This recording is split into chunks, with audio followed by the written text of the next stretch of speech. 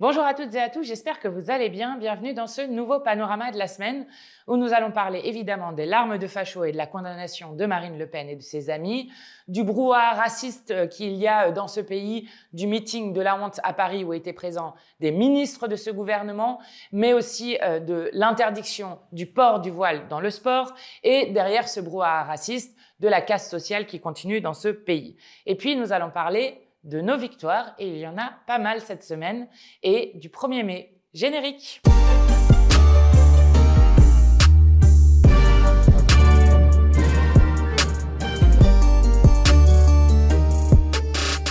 Alors, on commence évidemment par l'actualité la plus médiatique de cette semaine, la plus médiatique, c'est-à-dire la condamnation de Marine Le Pen et de ses amis, notamment à des peines de prison ferme ou de sursis, mais aussi à de l'inéligibilité à exécution provisoire. Je vais en reparler.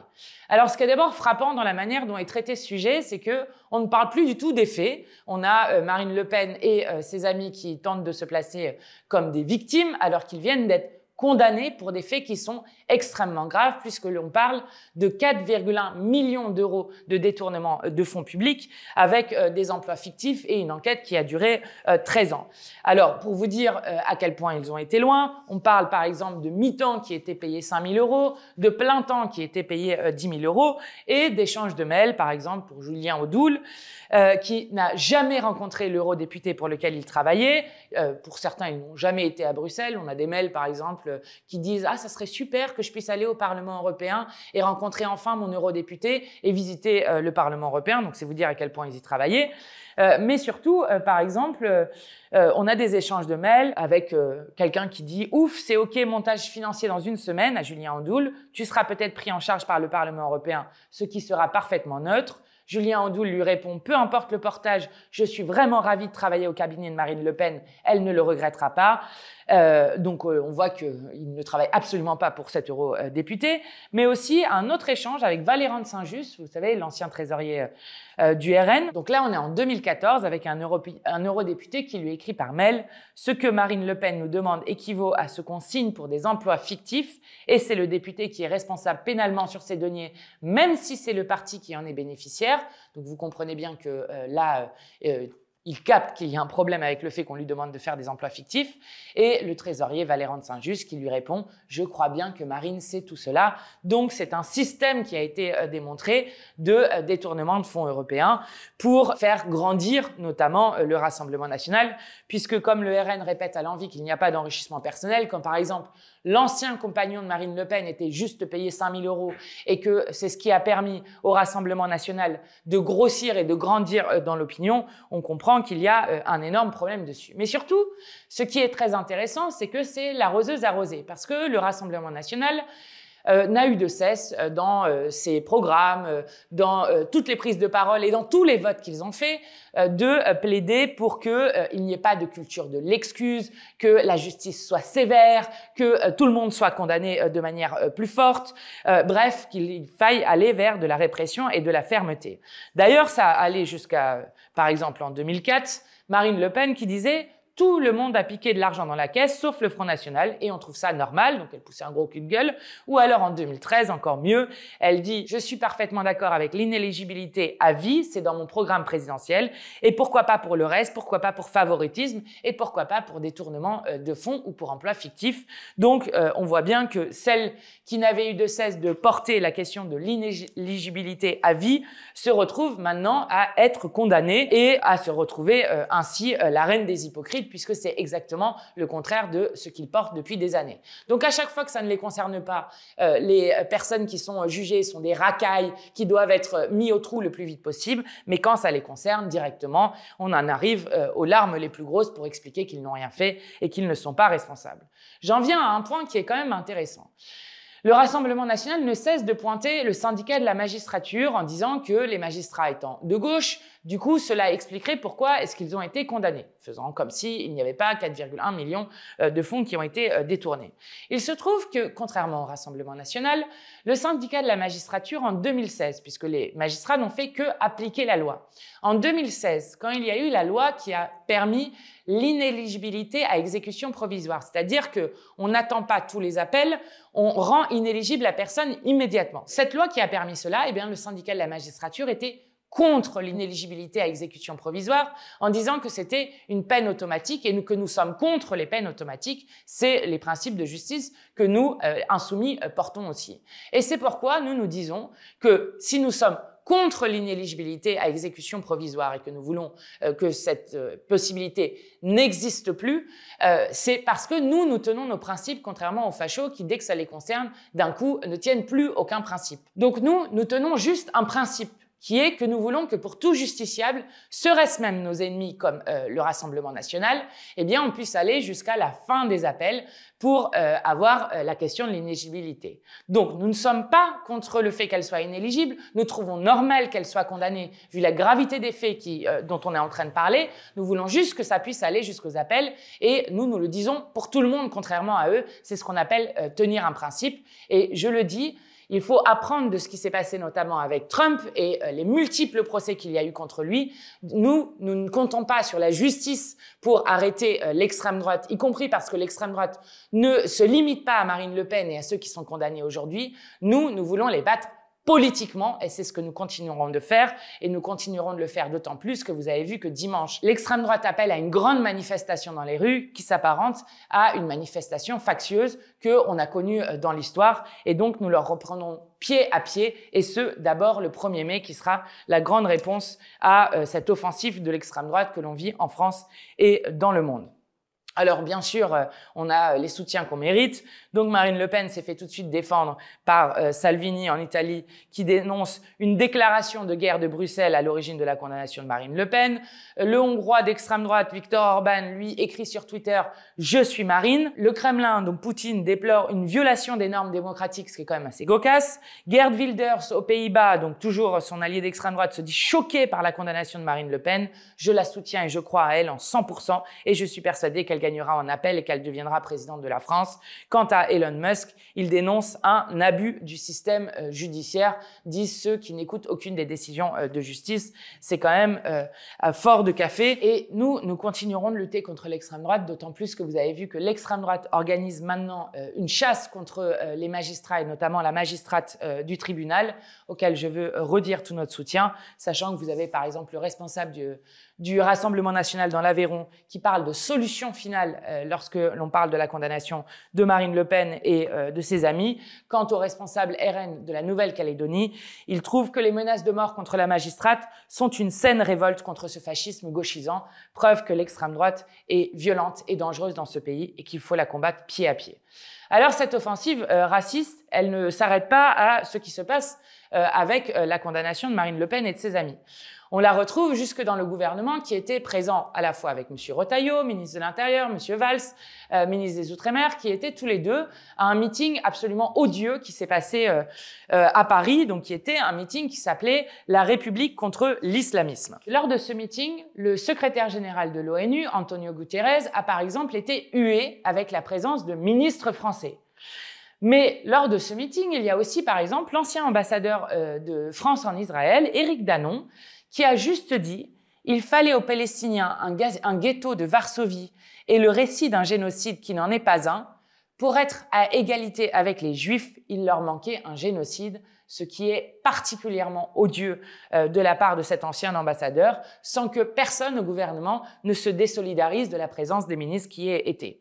Je le dis d'autant plus que en ce moment à Gaza, vous avez depuis plus de 3 semaines maintenant un blocus total de l'aide humanitaire, de l'aide alimentaire, de l'aide en médicaments, à la fois de l'électricité et de l'accès à l'eau qui sont entièrement bloqués et des bombardements qui ont repris au point que la semaine dernière a marqué la journée la plus meurtrière guerre faite par l'armée de Netanyahou sur le peuple palestinien depuis le début du génocide, c'est-à-dire depuis 18 mois, avec par exemple cette scène absolument horrible de 15 secouristes du Croissant-Rouge qui ont été retrouvés assassinés par l'armée israélienne parce qu'ils trouvaient les véhicules suspects, alors que le Quai d'Orsay, comme d'habitude, et la France est en dessous de tout, puisque dans le communiqué qu'ils ont fait, ils parlent d'émotion et de secouristes décédés, non pas assassinés, non pas tués, décédés dans le cadre d'une opération militaire israélienne, alors que leurs corps ont été retrouvés criblés de balles, dissimulés dans une fosse commune et avec un des secouristes qui avait les pieds liés. Voilà les crimes de guerre et les crimes contre l'humanité qui continuent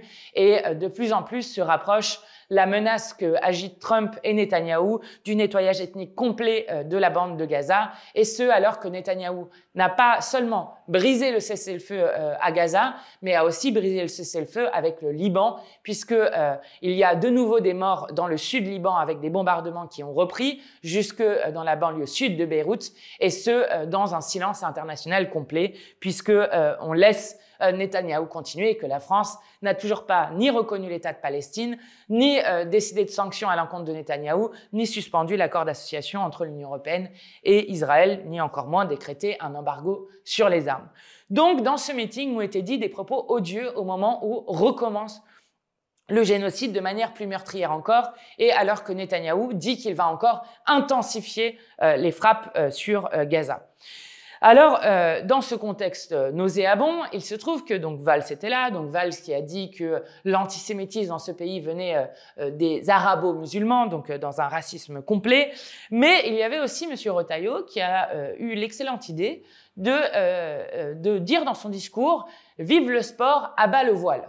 Alors, je ne sais pas si vous réalisez la violence de ce que ça veut dire quand vous avez un ministre de l'Intérieur qui est en charge justement des cultes et de la laïcité, qui dit « abat le voile », c'est comme si quelqu'un avait dit « abat la kippa, abat la croix », enfin, vous imaginez l'indignation que ça aurait provoqué, et donc qui met une cible directement sur les femmes portant le voile dans ce pays, donc les femmes de confession musulmane, dans une attaque et une offensive islamophobe que le ministre de l'Intérieur ne cesse de faire et ne cesse de continuer. Évidemment, ça stigmatise les femmes. Comme d'habitude, ce sont les femmes à qui on dit comment elles devraient se vêtir ou ne pas se vêtir. Et puis surtout, pour réaliser l'ampleur de ce dont on est en train de parler, la France pourrait devenir le seul pays au monde à interdire la pratique du sport pour des femmes portant le voile. Cela n'a absolument aucun sens. Par exemple, une des championnes de France, d'haltérophilie porte le voile. Et alors ? C'est une championne française. Qu'est-ce que vous allez dire là-dessus? Donc, tout cela est une chose qui continue de stigmatiser, de répandre le poison de la haine. Et évidemment, nous nous opposerons complètement à cette loi raciste que veut faire le gouvernement à la suite du Sénat, c'est-à-dire d'interdire le voile pour les personnes pratiquant le sport, sachant qu'ils veulent aussi interdire le voile pour les mamans qui accompagnent les sorties scolaires. Preuve que ce pays est complètement tombé sur la tête, parce que je rappelle que la laïcité, contrairement à ce qui est toujours dit, n'est pas une liste d'interdits, mais la laïcité, c'est justement la liberté de conscience, la liberté de culte, la liberté de croire ou de ne pas croire, et que dans le sport, ça n'a rien à voir avec la neutralité d'un agent de l'État qui serait fonctionnaire, où là, on demande effectivement d'enlever les signes religieux que pourraient avoir des fonctionnaires, mais que dans le sport, eh bien juste dans le sport, on fait du sport et on pratique du sport, et donc il n'y a rien à dire sur cette question-là, d'autant que ça pourrait exclure des milliers de femmes de la pratique sportive. Nous avons donc, avec le groupe parlementaire, saisi le procureur général de la Cour de justice de la République sur les propos qu'a tenus le ministre de l'Intérieur. Alors, pendant ce temps-là, pendant que François Bayrou demande au Conseil économique, social et environnemental d'organiser un grand débat sur qu'est-ce qu'être français, pendant que continuent toutes les offensives de ce gouvernement raciste, eh bien, la casse sociale continue. Et la première des preuves, c'est qu'il s'est passé quelque chose dans un silence complet qui est absolument incroyable. C'est que le gouvernement a décidé tout tranquillement d'octroyer à Bolloré, 14e fortune française et soutien de l'extrême droite, une ristourne fiscale de 640 millions d'euros. Donc, Bolloré a volontairement triché auprès du fisc à la hauteur de 2,4 milliards d'euros. Lorsque le fisc s'en aperçoit, plutôt que de demander le remboursement des 2,4 milliards d'euros et de lui adresser la pénalité qu'il doit normalement avoir dans ce cadre-là de triche qu'il a fait sciemment, eh bien, ils ont décidé de ne pas lui demander ni le remboursement, ni les 640 millions d'euros de sanctions qu'il devait avoir. 640 millions, pour vous donner une idée, c'est 5000 lits d'hôpital dans ce pays, c'est 20 000 enseignants supplémentaires, ou encore la possibilité de nationaliser Vancorex, qui va mettre des milliers de personnes au chômage s'il continue à vouloir détruire cette entreprise indispensable pour la sécurité de la France. Donc, vous avez dans notre pays, par exemple, une caissière qui fait une erreur de caisse de 85 centimes et qui se fait licencier pour une erreur de caisse de 85 centimes. En janvier dernier, il y avait un procès d'une hôtesse d'accueil et de nettoyage de la gare Montparnasse qui, elle, a été licenciée pour avoir empoché 1 euro de pourboire. 1 euro. 85 centimes pour une caissière, et là, elles perdent leur emploi et elles se retrouvent sans absolument rien. Mais quand un des hommes les plus riches français fait de manière consciente, encore une fois, une triche sur l'argent qu'il doit payer à la solidarité nationale, eh bien là, on lui fait un cadeau fiscal énorme, ce qui est absolument honteux. Alors nous avons posé la question au gouvernement, c'est Mathias Tavel qui l'a fait, pour savoir qui avait pris cette décision. Alors évidemment, ils ne répondent pas. Eh bien, puisqu'ils ne répondent pas, Éric Coquerel va aller, comme président de la commission des finances, examiner le dossier fiscal de Bolloré, et je pense que nous aurons des choses intéressantes à regarder. Et pour la première fois, on apprend qu'il y a un record de milliardaires dans le monde, c'est-à-dire 3000 milliardaires dans le monde, avec à leur tête le plus riche d'entre eux, c'est-à-dire Elon Musk. Eh bien, Elon Musk vient d'apprendre une leçon importante. D'abord, l'argent peut vous valoir des condamnations, ce qui arrive à Marine Le Pen et à l'extrême droite française. L'argent peut tenter de déformer la démocratie, comme le fait M. Bolloré avec ses médias où il ne cesse de défendre Marine Le Pen et de mener sa guerre de civilisation. Mais l'argent ne peut pas toujours tout acheter, et il l'a appris à ses dépens, puisqu'il y avait aux États-Unis une élection sur un magistrat ou une magistrate à la Cour suprême du Wisconsin, et Elon Musk s'est beaucoup impliqué dans cette affaire, puisqu'il a défendu le candidat républicain, donc le magistrat républicain. Donc il offrait 20 $ à toutes les personnes qui se prenaient en photo avec le candidat. Il a offert 2 fois 1 million de dollars à des gens qui ont signé des pétitions en sa faveur. En tout, il a dépensé 20 millions d'euros pour défendre ce juge républicain, donc du parti d'Elon Musk et de Donald Trump. Eh bien, le résultat, c'est que c'est la juge démocrate qui a été élue, et donc c'est une lourde défaite pour l'extrême droite états-unienne. Preuve que l'argent ne peut pas tout acheter. Et quand on voit la baisse des actions de Tesla à la bourse, vous comprenez qu'il y a une forme de résistance populaire qui se fait contre l'extrême droite, et que Musk, comme l'extrême droite dans le monde, continue de dégoûter. Alors, la casse sociale, pour avoir 3000 milliardaires dans le monde, pour avoir en France le record de milliardaires des pays européens, eh bien, il faut continuer la guerre sociale au peuple. Et c'est ce que fait ce gouvernement, avec plusieurs choses qui sont entrées en vigueur au 1er avril. D'abord, l'assurance chômage est de nouveau rabotée, alors qu'elle a déjà été attaquée à de nombreuses reprises sous Emmanuel Macron. Maintenant, ils ont décidé quelque chose de brillant, c'est-à-dire qu'ils donnaient un montant par mois, ils calculaient le montant de l'assurance chômage par mois pour les gens sur 30 jours. Ça veut dire que dès qu'il y a 31 jours, vous n'avez plus d'indemnisation pour le chômage pour le dernier jour. Donc, concrètement, tous les chômeurs de ce pays, à partir du 1er avril, vont perdre 5 à 6 jours d'indemnisation. Donc, ça fait, par exemple, pour quelqu'un qui a un chômage juste au-dessus du seuil de pauvreté, 210 € en moins par an, comme si il fallait de nouveau faire la poche des précaires et des chômeurs, puisqu'on refuse notamment de faire payer Bolloré et les plus riches de ce pays. Mais ils n'ont pas fait que ça. Ils ont décidé de s'attaquer aussi à l'indemnisation du chômage des seniors, puisque l'indemnisation longue, puisqu'on sait que quand vous êtes à partir d'un certain âge, vous avez du mal à retrouver un emploi, c'est pourquoi nous voulons nous revenir à la retraite à 60 ans, eh bien l'indemnisation longue senior, comme on l'appelle, est passée de 55 à 57 ans, donc vous pourrez l'avoir plus tard que ce que vous pouvez l'avoir aujourd'hui. Évidemment, tout ça veut faire des économies, encore une fois, sur les droits. Quant aux micro-entrepreneurs, il y a là aussi une baisse de droits qui leur sont appliqués. Mais le 1er avril, c'est aussi les arrêts maladie qui ne sont plus remboursés comme ils étaient avant, le chèque énergie qui, au lieu d'arriver le 1er avril comme tous les ans, arrive maintenant en novembre et il n'est plus automatique pour les nouveaux bénéficiaires, mais vous devez le demander, ce qui fait que, par exemple, l'année dernière, il y a 900 000 personnes qui avaient droit à ce chèque énergie et qui ne l'ont pas eu. Et cerise sur le gâteau, eh bien, vous avez le prix du gaz qui a augmenté de 1,8% puisque ce gouvernement, avec l'aide de la Commission européenne, a supprimé tout simplement l'ensemble des tarifs réglementés et ce, alors que des millions de Français et de Françaises n'arrivent plus à payer leurs factures d'énergie. Alors, ils font pas que ça, ils font aussi une énorme offensive sur la possibilité pour la France d'être à la hauteur du défi du 21e siècle, c'est-à-dire garder un écosystème compatible avec la vie humaine.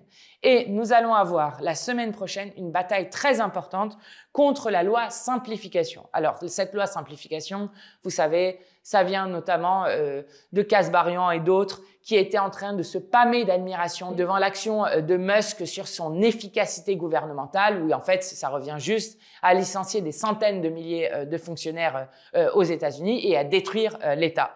Eh bien non, comme ils se pâment d'admiration, ils proposent de faire la même chose. Donc ils ont fait une loi fourre-tout dans laquelle ils suppriment à peu près toutes les agences qui permettent d'observer et de s'adapter aux dérèglements climatiques. En exemple, par exemple, le Conseil national de la montagne est supprimé sous prétexte qu'il ne s'est pas réuni depuis 2 ans, alors que celui qui peut le réunir, c'est le Premier ministre et qu'il a décidé de ne pas le réunir. Bon, par exemple.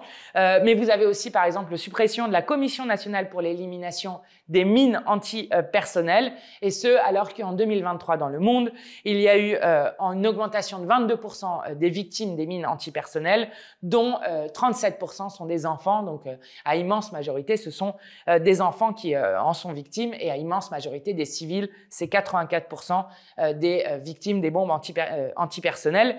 Et ce, alors que les États-Unis ont transféré à l'Ukraine en novembre 2024 des mines antipersonnelles, donc au moment où justement il faut lutter plus que jamais contre ces mines antipersonnelles. Et donc vous avez une attaque contre énormément de règles. Ils s'attaquent même à affaiblir la Commission nationale du débat public pour faire en sorte que même lorsqu'il y aurait des projets écocidaires dans ce pays, eh bien il n'y aurait même plus de débat démocratique. Donc ça sera un des gros chantiers et un des gros combats qu'on aura cette semaine.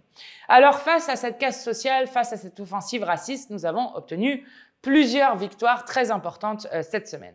La première, et je vous en avais parlé la semaine dernière, c'est la loi Kasbarian, vous savez, cette loi qui visait à expulser des locataires des logements sociaux, comme c'était le moment. On vient d'apprendre qu'il y a eu un record l'année dernière d'expulsions locatives, donc avec 24 000 expulsions locatives. On sait que depuis 10 ans, le nombre de personnes à la rue a doublé, notamment avec une explosion du nombre d'enfants qui se retrouvent sans toit.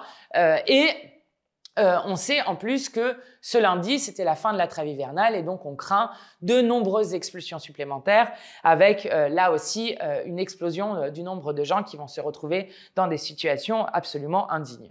Eh bien, les macronistes n'ont pas eu d'autre idée ce jour-là que d'inscrire un texte qui, en gros, prévoyait de nouvelles expulsions des logements sociaux. Eh bien, nous avons réussi grâce notamment aux manifestations des associations, mais aussi au combat que nous avons mené, nous avons réussi à ce que ce texte soit retiré de l'ordre du jour. C'est la première victoire que nous avons eue cette semaine.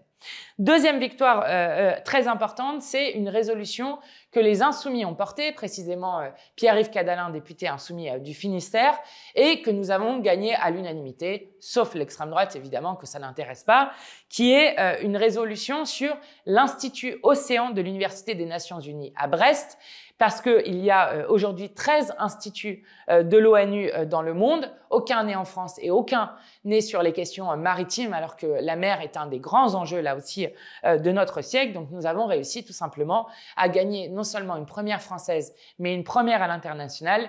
Et maintenant, nous allons continuer de nous battre pour que cet institut de l'Université de l'ONU de la mer puisse voir véritablement le jour en France. Là aussi, à l'heure où l'extrême droite ne cesse d'attaquer la science et les scientifiques, c'est une immense victoire et une victoire pour le commun qu'est notamment la mer et l'océan que nous avons gagné. Et puis mercredi soir, nous avons gagné Un texte là aussi très important, même s'il n'est pas terminé, il continuera le 5 mai, qui est issu d'un très long travail transpartisan, puisque c'est 3 ans de travail dans lequel les insoumis et insoumises sont en première ligne, qui est la lutte contre les déserts médicaux.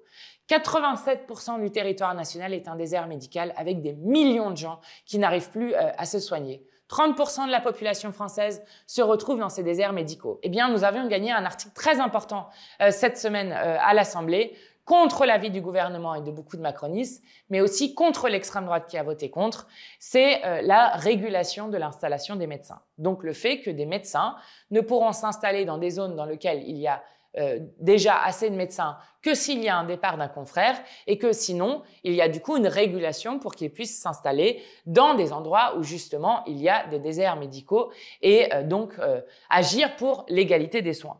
Je rappelle que, par exemple, cette régulation concerne d'ores et déjà les pharmaciens, les infirmiers et les kinés et qu'il n'y a donc aucune raison pour que les médecins, que ce soit des généralistes ou des spécialistes, n'aient pas eux aussi une régulation. Donc, c'est une victoire très importante que nous avons eue là aussi pour l'égalité des soins. Et puis, dernière chose qui est une victoire aussi importante, c'est ce qui s'est passé sur l'Algérie, puisque Emmanuel Macron a enfin décidé d'arrêter de donner les affaires sérieuses à Retailleau, c'est-à-dire d'arrêter que Retailleau ne cesse de monter une escalade sans fin avec l'Algérie et donc le peuple algérien de l'autre côté de la Méditerranée. Et donc c'est le président de la République qui a repris les discussions diplomatiques dans un esprit qui ressemble plus à des discussions diplomatiques que à des coups de butoir que fait un ministre de l'Intérieur uniquement pour pouvoir gagner son congrès. Et donc nous arriverons peut-être à des choses plus raisonnables que l'escalade absolument irresponsable que voulait faire Retailleau. Et c'est donc une défaite de Retailleau qui est immense et qui permet de faire respirer un peu les millions de binationaux qui existent dans ce pays et l'ensemble de nos concitoyens qui sont liés d'affection avec les peuples de l'autre côté de la Méditerranée. Enfin, dernière chose, évidemment, l'importance du 1er mai, puisque ça sera une grosse mobilisation au moment où les droits des travailleurs et des travailleuses ne cessent d'être attaqués, au moment où l'extrême droite s'attaque à tous les droits, et notamment aux droits des plus précaires, aux droits des femmes, aux droits des personnes LGBT, aux droits des personnes racisées, évidemment. Eh bien, là aussi, nous aurons une riposte populaire très forte à faire dans la rue aux côtés des syndicats. Donc, d'ores et déjà, rendez-vous le 1er mai. En tout cas, la bataille continue et on va y arriver, d'autant que l'extrême droite française a pris un sacré coup cette semaine dans la tête. Belle semaine!